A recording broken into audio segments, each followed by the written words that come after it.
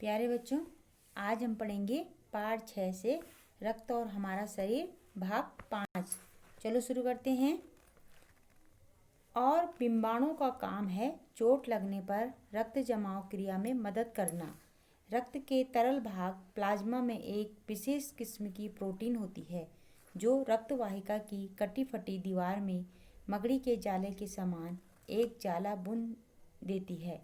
बिंबाणु इस जाले से चिपक जाते हैं और इस तरह दीवार में आई दरार भर जाती है जिससे रक्त बाहर निकलना बंद हो जाता है।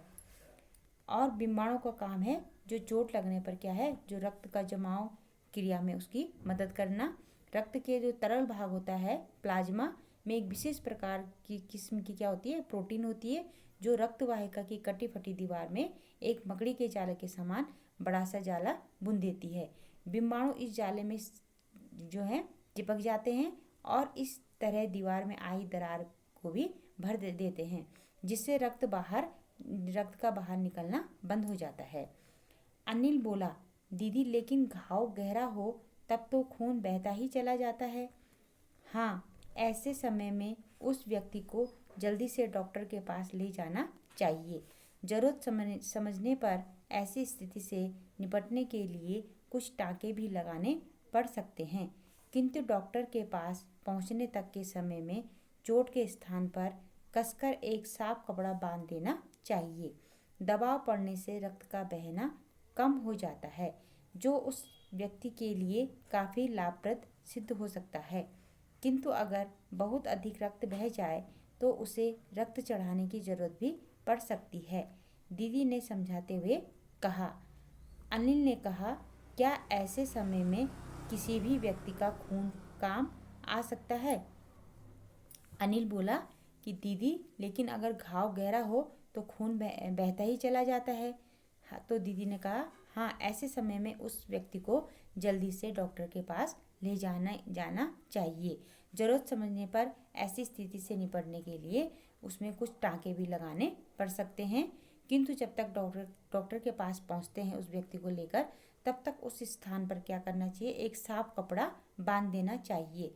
दबाव पर कसकर साफ कपड़ा बांधने से रक्त का बहना कम हो जाता है जो उस व्यक्ति के लिए क्या है, काफ़ी लाभप्रद सिद्ध हो सकता है, किंतु अगर बहुत अधिक रक्त बह जाए तो उसे रक्त चढ़ाने की ज़रूरत भी पड़ सकती है। लेकिन अगर बहुत ज़्यादा रक्त बह रहा है तो उसे रक्त चढ़ाने की आवश्यकता भी पड़ सकती है, ऐसा अनिल से दीदी ने कहा।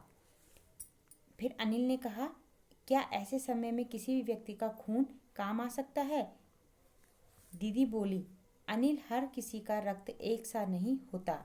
कुछ विशेष गुणों के आधार पर रक्त को 4 मुख्य वर्गों में बांट दिया गया है। जरूरतमंद व्यक्ति के रक्त समूह की जांच करने के बाद उसे उसी रक्त समूह का रक्त चढ़ाया जाता है। अब दीदी बोली कि अनिल, हर किसी के रक्त एक जैसा नहीं होता है।